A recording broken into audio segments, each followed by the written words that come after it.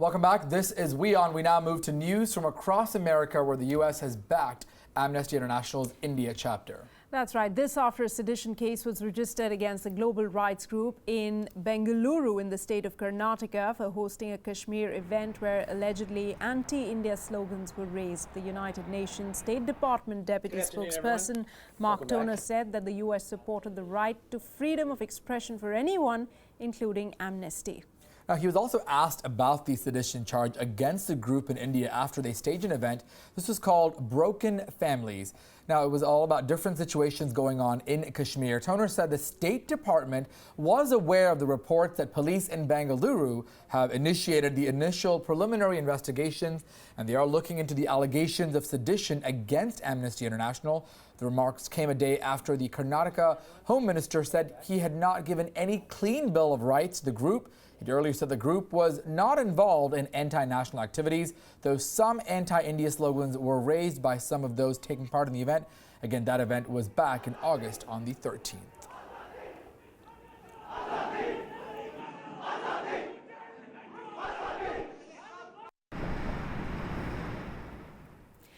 And well, moving on now, the United Nations has agreed to provide assistance and aid to the city of Aleppo in Syria. Yeah, the UN has asked for a 2-day truce in fighting during the week in order to access the city.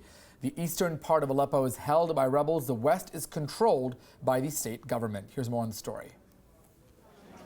The UN has asked for support and commitment of every party which is involved in the war during its 48-hour ceasefire. Once we have the green light, we can start to move assistance within 48 to 72 hours, and the plans are in place, but we need the agreement of all parties to let us do our job. Aleppo is Syria's commercial hub as the most populous pre-war city. The people have been victimized in the civil war for 5 years now. And it is the failure of politics, of all of us, and you know this as members of the Security Council. So please, now is the moment, this instant, to put our differences aside and to come together as one and stop this humanitarian shame upon us all, once and for all. A video of a little boy, Umran Dakhnish, who was pulled out from rubble of an airstrike went viral and shocked everyone around the world. قبل أن أبدأ ببياني هذا أود أن أنقل إلى عناية السادة أعضاء المجلس نفي الحكومة السورية مسؤوليتها عن استهداف منطقة حي القاطرجي في مدينة حلب. كما نفت الحكومة الروسية مسؤوليتها أيضاً. Around 2 million people do not have access to clean water after all the damage caused by bombing.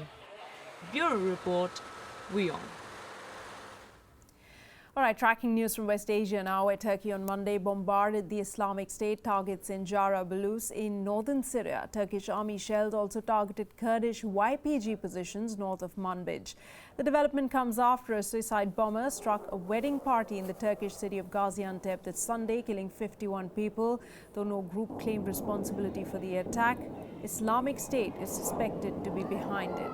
Gaziantep, near the Syrian border, is known to contain several IS cells. After the attack, Turkey has vowed to completely cleanse Islamic State from northern Syria. Reports say Syrian rebels are ready to launch an offensive against the Islamic State. Some 1,500 Turkish-backed Syrian rebels are thought to be in the Turkish town waiting to attack.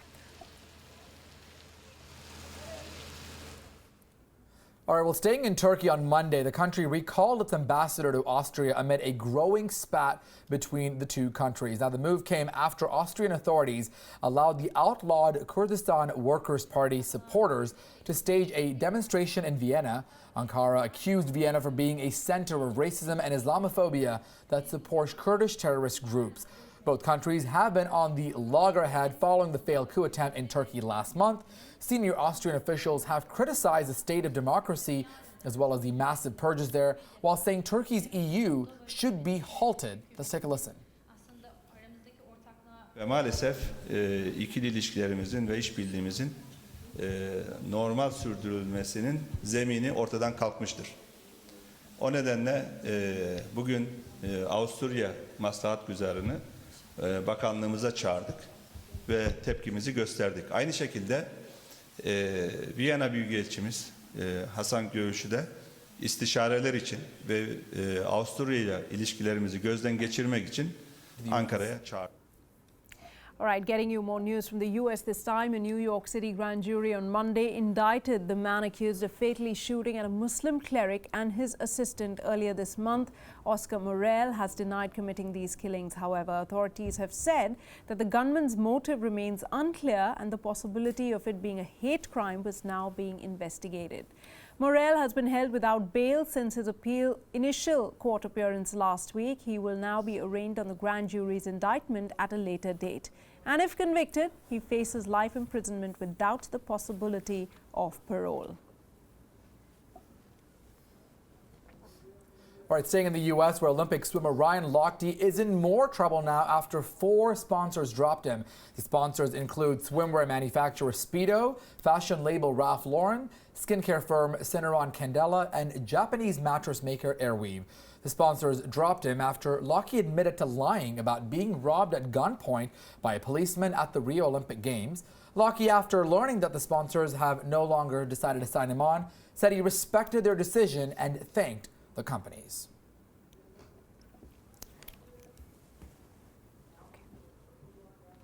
Well, with that, it's a wrap. You can track all the top stories on our social, digital, and mobile media platforms. That's right. We'll have more stories later on, but thanks for joining us. This is WION.